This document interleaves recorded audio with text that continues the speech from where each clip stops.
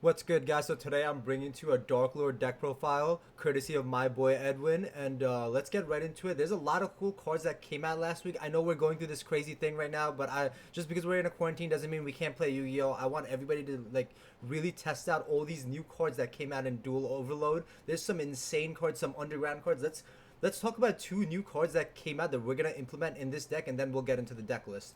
So the first card, Condemned Darklord. So to make this, it's two fairy monsters. So that's very interesting because there's some fairy monsters that we're playing in this deck that are just generic that we could just splash into other decks too. So the effect, you can tribute summon fairy monsters that require two tributes by banishing two monsters from your graveyard instead of tributing.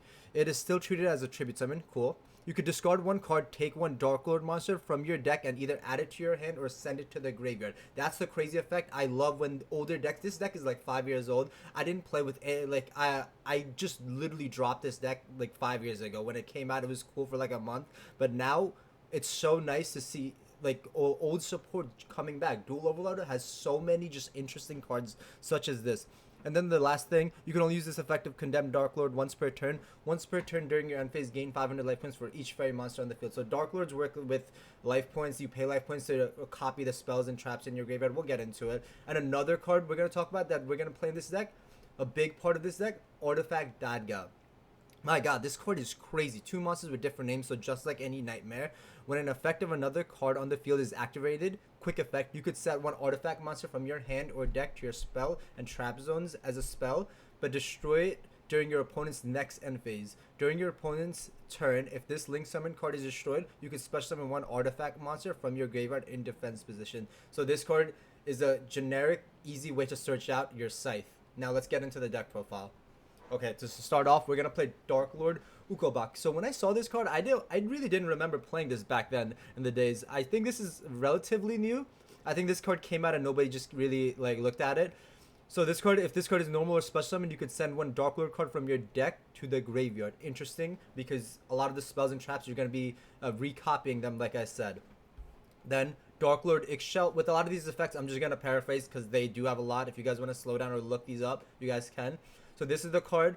You could discard it with another Darklord card, draw two cards, and then all the Darklords have these effects where you pay 1,000 life points.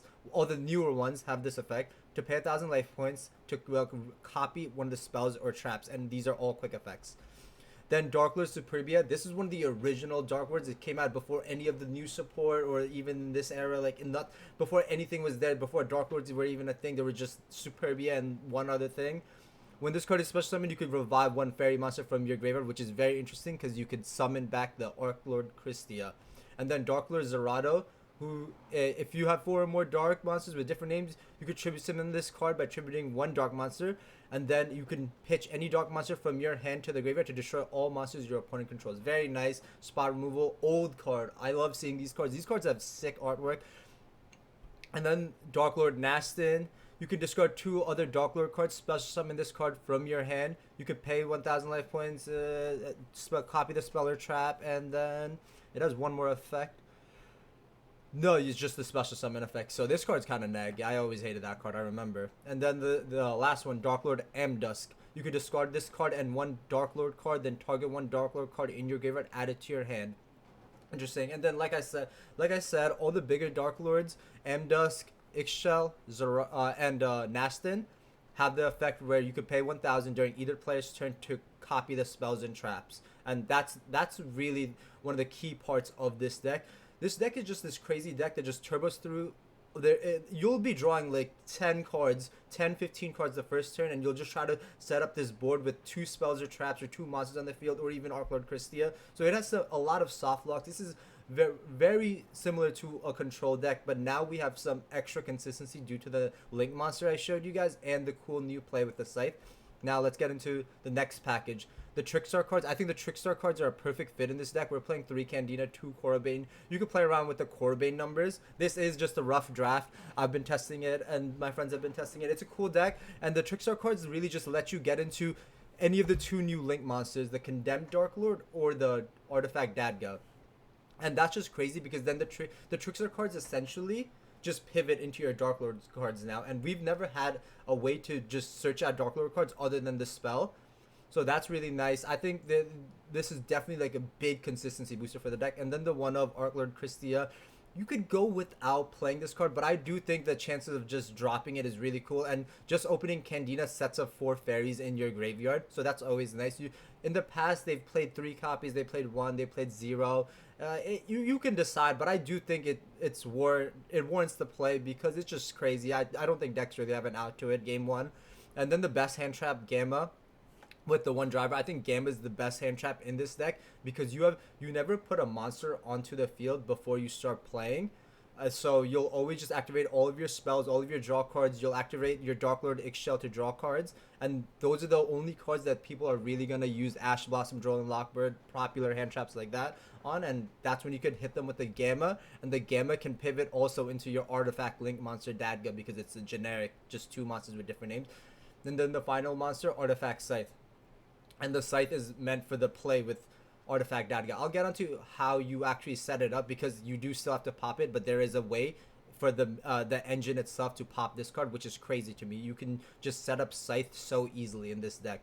And then the spells: Monster Reborn, Trickstar Light Stage, 3 Called by the Grave, 3 Popper Up. I've thought about playing, me and my friends talked, we thought about playing Trade-In. I played Trade-In way back in the day, but I do think Popper Up's a little better right now, just because you just need that consistency. Maybe you can drop the callback for more draw cards, but the deck is really tight right now. And then the Darklord spells and traps: banishment of the Darklords, add 1 Darklord card from your deck to your hand. Darklord Contact, this one special summons 1 from the graveyard. And then the traps, I think the traps are one of the selling points of this deck. This deck is, the trap cards in this deck are very strong. So Darklord Rebellion, send 1 Darklord monster from your hand or face up from your field to the graveyard, destroy 1 card on the field. It does not target. It says you can only activate 1 Darklord Rebellion per turn, but when you copy the effects, you can set this trap, activate it, then you could copy it. It is not considered the same copy, so you could trigger it 2 times. So that's neat.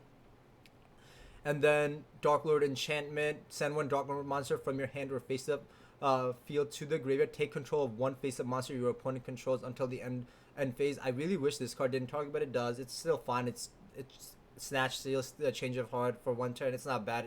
It'll be a strong interrupt. And then the last one, the Sanctified Darklord. I also don't remember this card, but this card's relatively new too, I guess. Send 1 Darklord monster from your hand or face up from your field to the graveyard. Negate the effects of 1 effect monster on the field until the end of this turn. And if you do gain life points equal to its attack, you can only activate 1 Sanctified Darklord per turn. So, and then let's get into the extra deck, the Condemned Darklord. Oh, before we talk about that, the artifact play. So how are we popping Scythe? It's because of Rebellion. Whenever you have access to like Trickstar cards and you think Scythe is the blowout, you just search out Rebellion. You search out Rebellion with your Condemned, and then use your Condemned to go into Dadga, or vice versa. You could do it either way, and so you'll always have the Scythe set, and then you can just Rebellion them on your turn. It's usually 3-card combinations, but I do think it's worth the play. I think Scythe is really good in this deck, and I think it's cool to see these new dual overload cards in this deck. I think going into the future, we'll definitely see this artifact card way more. But let's get into the extra deck. So 1 copy of Condemned Darklord. You might be able to play 2. Extra deck's tight because we just wanted to fit a bunch of other cards into it. It's a very toolboxy deck. You'll see in a second. Artifact Dagda, and then Nightmare Phoenix, Nightmare Unicorn, Borosaur Dragon, Appaloosa, and then the toolbox part.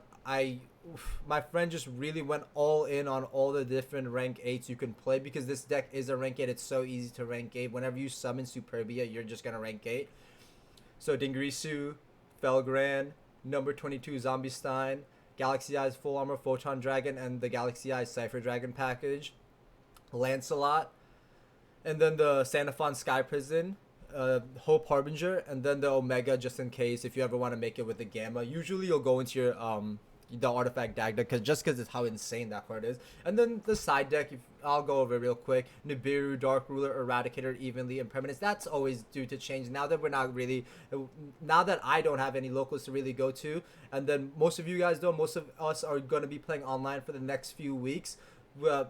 Meta is just completely out the door right now. I really couldn't tell you what we're going to be looking into, especially with all these dual overload cards. That's why I want to test all these different cards.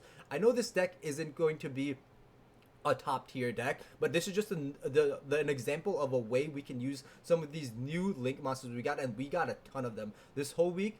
I'm going to drop deck lists for you guys so we can implement these dual overload cards, because I know a lot of us got these cases and we really can't play them in real life. It sucks, but it is what it is. But we can definitely play online. We can definitely play some of these cool decks that are coming back. But guys, let me know what you guys think about this Darklord deck. This is a rough draft that my friend Edwin created. I've been testing against him, and I thought it was really cool. When I was testing against him, I was just like, oh shit, I love this deck from way back. And it's just so sick to see Dual Overload really reviving a lot of these decks. And I really do want to like state Artifact Dagda. This card is crazy. Being able to search out a Scythe, that's a strong play. So guys, let me know, comment. If you guys are Darklord experts, let me know how else we can play this deck.